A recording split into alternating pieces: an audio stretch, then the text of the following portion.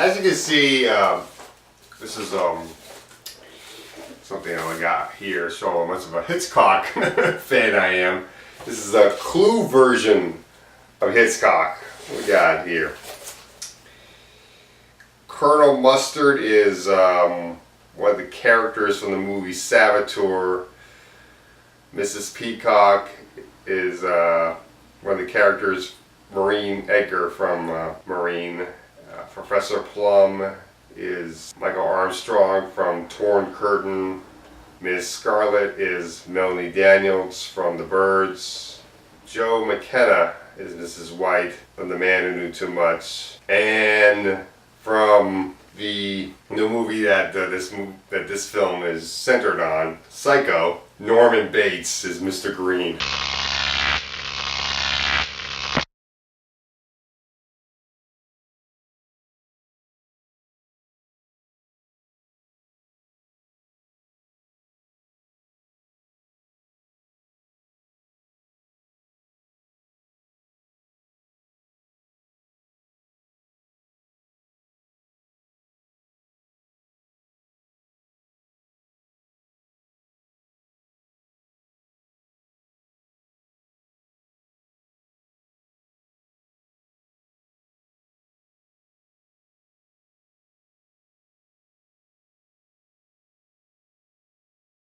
Hitchcock.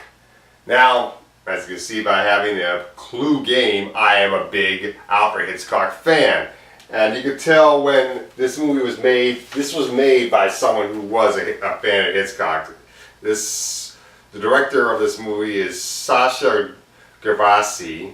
Casting Anthony Hopkins as Hitchcock, pure brilliance. He does the role so darn well. He really makes it his own. I couldn't believe how well he got all the mannerisms right of being Hitchcock. Oh wow! You got Helen Mirren as Alma, as Alma Hitchcock, his wife, or Alma Revel. I guess that's the name. That's her maiden name. She was amazing too. She definitely is worthy of that Golden Globe nomination she has. Scarlett Johansson. Oh wow, this has got to be one of her best performances. I didn't see Scarlett Johansson in this movie. I saw Janet Leigh, the woman that gets killed in the shower in the Psycho movie. Psycho. Movie I got on DVD. So yeah, she did great in that movie. Danny Houston is Whitfield Cook, a guy who's a very close friend of Alma and who Alfred believes is having an affair with. We got Jessica Biel. Jessica Biel's in this movie as Vera Miles, the woman that plays the sister to Janet Leigh's character in Psycho. And she did very well in this movie too. Ralph Macchio, the Karate Kid, plays the screenplay writer Joseph Stefano in one scene. He's only in one scene in the movie, which I don't mind the fact that he was only one scene, but he did very well. And oh man, James D'Arcy as Anthony Perkins. Oh my God, what an amazing performance he did. It really felt like Anthony Perkins. It really felt like him. Holy shit. I couldn't believe how well he did. I was a little shocked they didn't cast the guy to play John Gavin, the leading male protagonist in the Psycho film. They did cast somebody to play, his name Martin Balsam, who played the cop, the detective in Psycho, but I don't think I even saw that guy. Was it Richard Chosler? And Michael Wincott plays Ed Gain, who supposedly is the real-life Norman Bates that the movie Psycho was based on. Because there was an actual book called Psycho, and Hitchcock based it on that book.